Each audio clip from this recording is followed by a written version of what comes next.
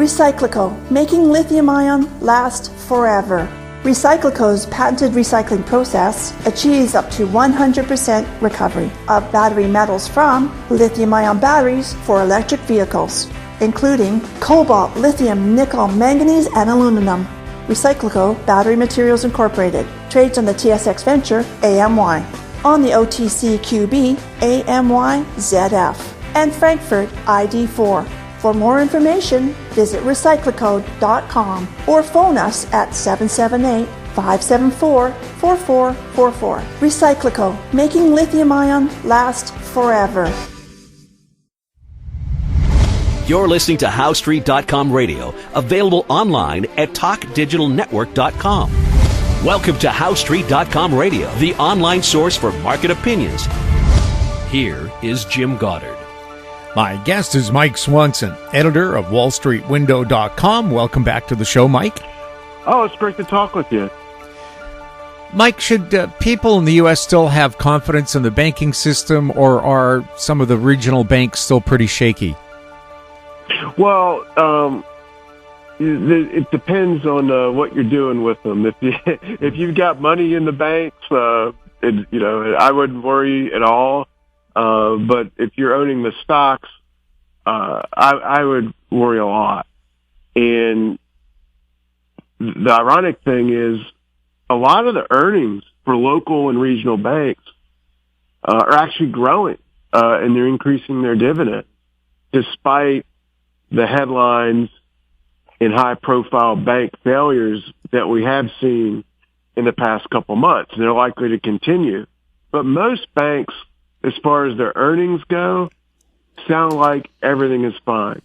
And the Federal Reserve in March, in the Treasury, created this special lending program that's supposed to last a year, where if any bank needs extra money to match people withdrawals, this program's available to them, where they can get loans from the government at no interest to help themselves stay afloat if necessary.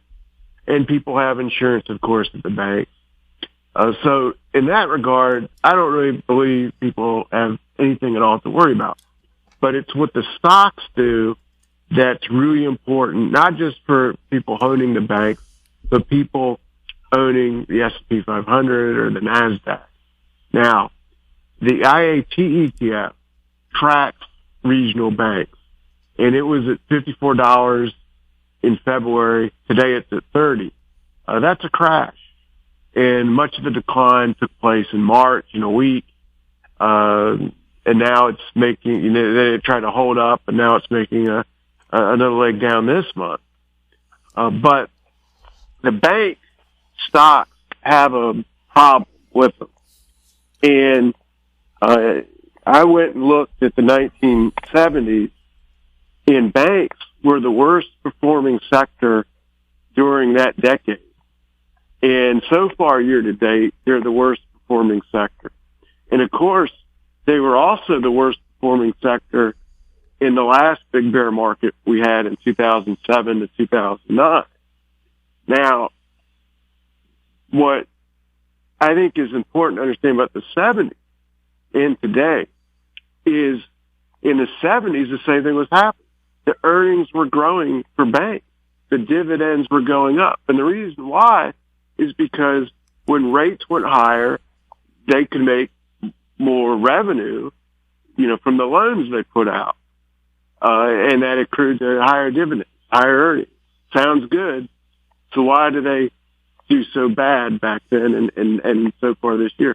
Well, the answer is the Treasury bonds make up the bulk of the bank balance sheet.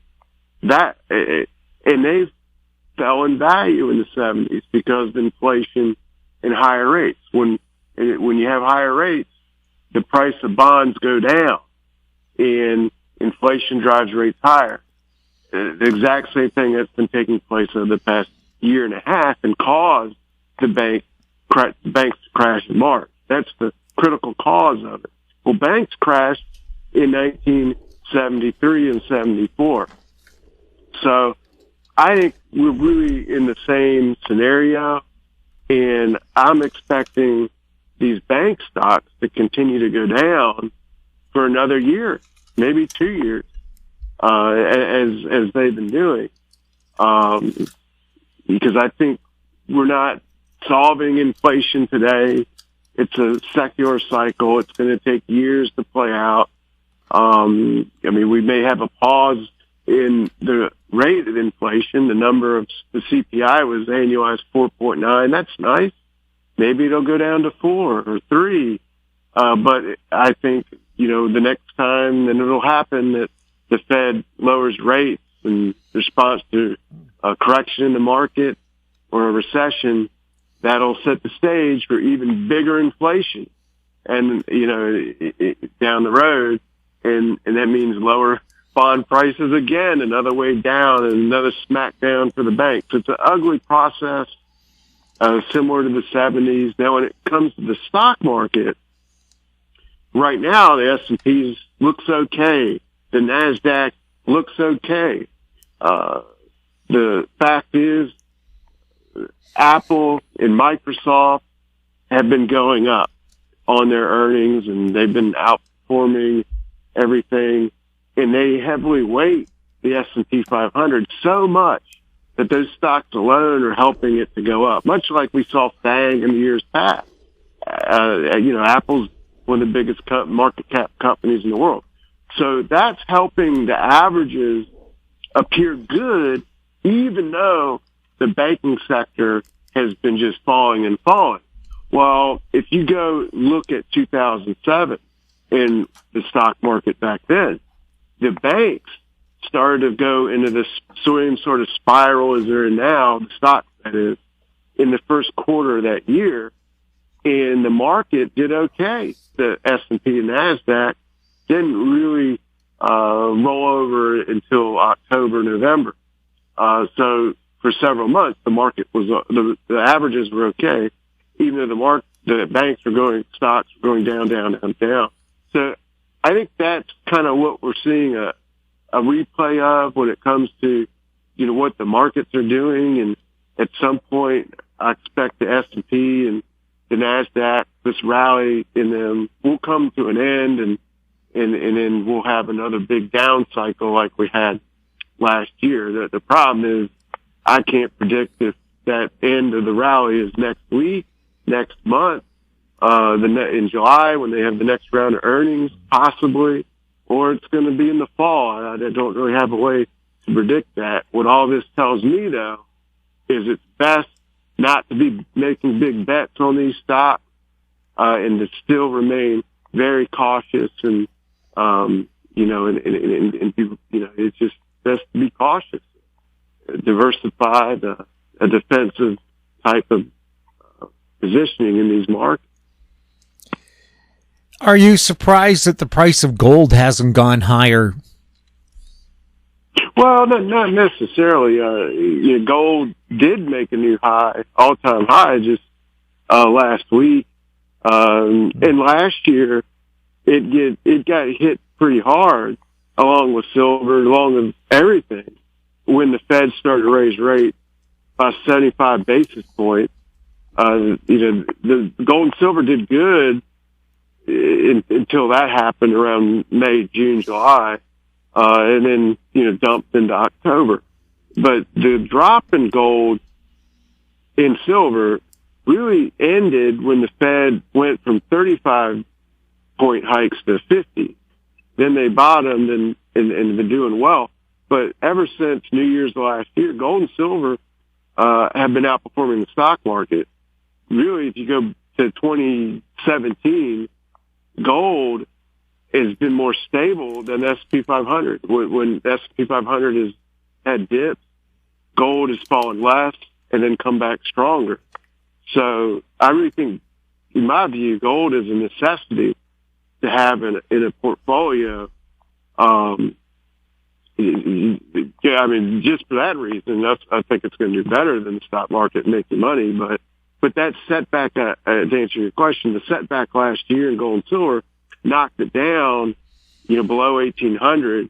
So we had to recover all that to get it above 2,000, and now we're just kind of floating around that 2,000 level after hitting a high. We just had the last rate hike from the Fed, so I think the stage is set for gold to, turn up, make another big leg up before the end of this year. But at the moment, I would argue that what's happening with it and silver is that they've had a big run since October, both those metals, and now they hadn't really had a significant pullback. So I think now they're really going to work off those gains and consolidate them before they can, turn up and have another nice run. And it might be that another breakout run that really is what gets the individual investor and small trader interested in what they're doing, because in the United States, I got to tell you, people are still mesmerized by big cap tech. I look at the financial headlines every morning, and now it's all AI hype.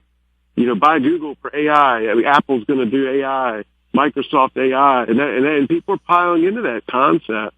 But they did the same thing in Metaverse 2 years ago, and now everyone knows that Metaverse is a complete and total failure. It was nothing but a hype job.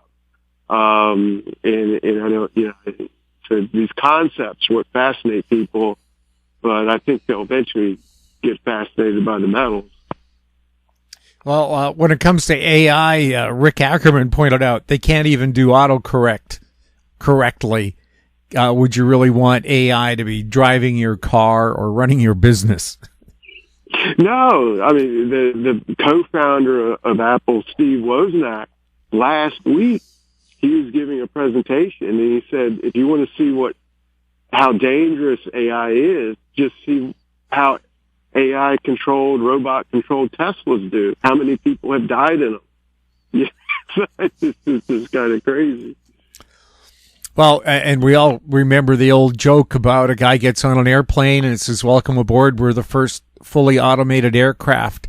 Nothing can go wrong. Go wrong. Go wrong."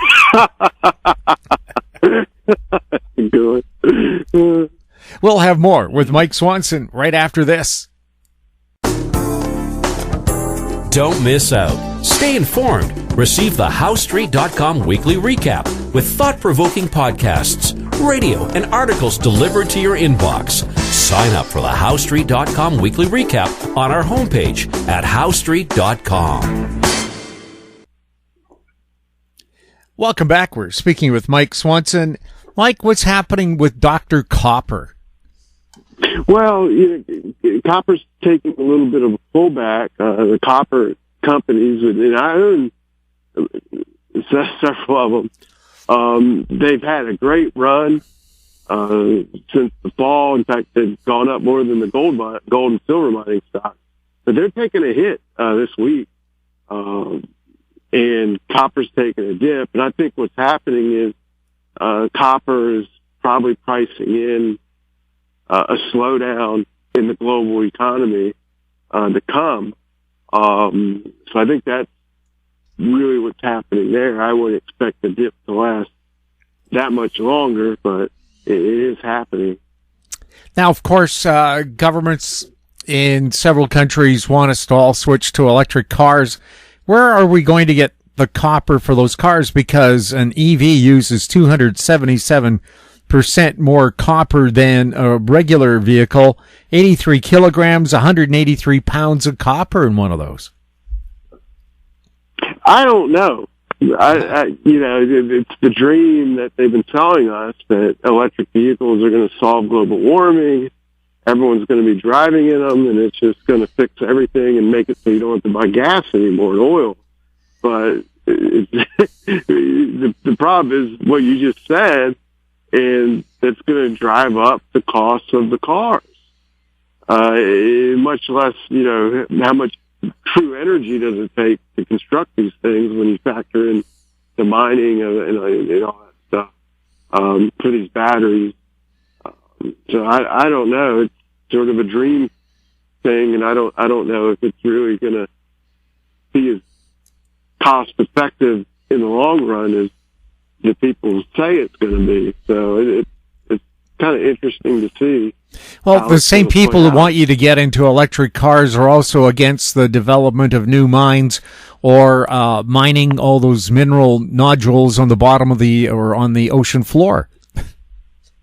Yeah, it is the same people, and I just don't think they have a real grasp of reality. And when it comes to these things, and they are looking for some simple solution to fix the world's problems, or a new invention, a new gizmo.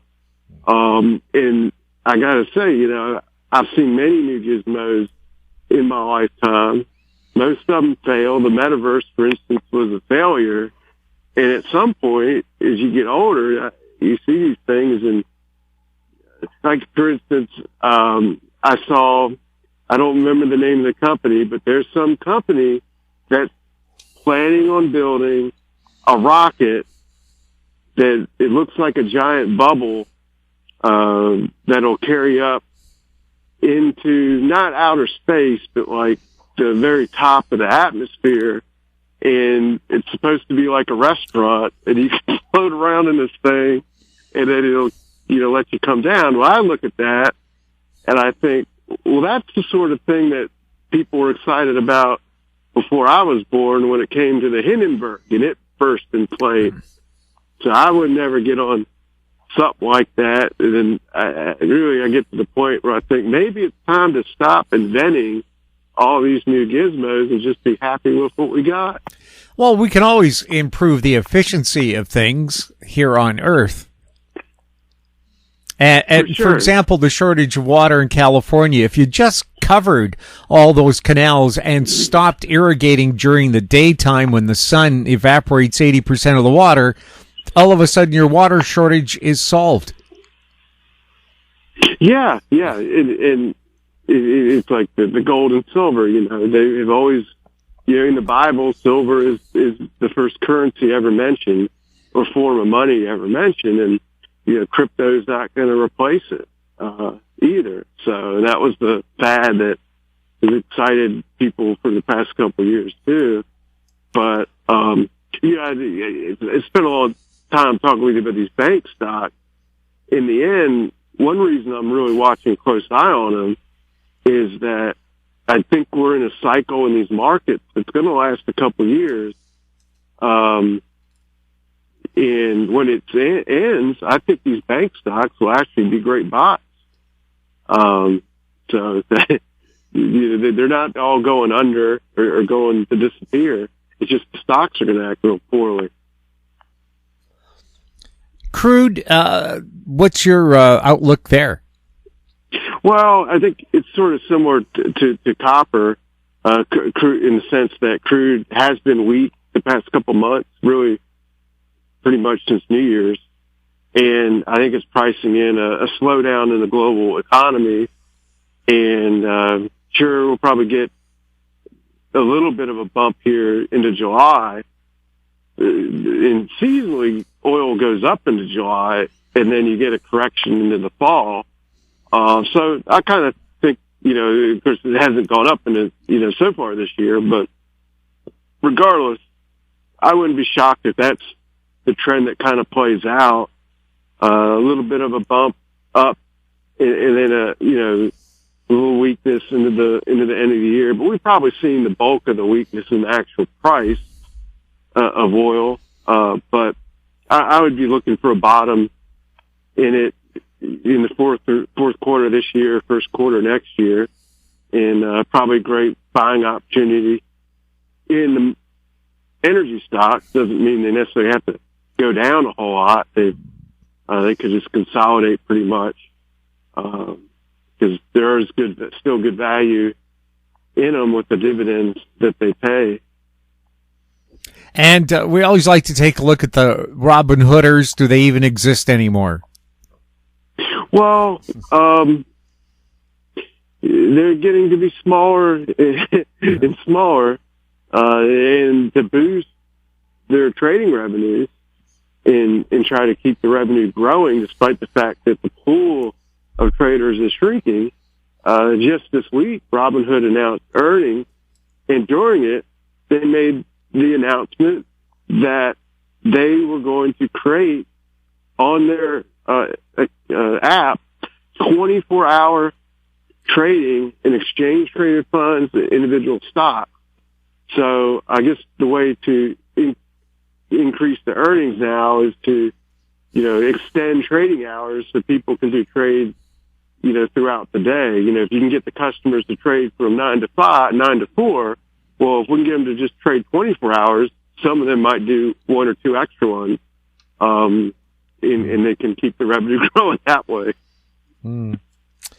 Mike, anything else we should be keeping a close eye on right now? Well,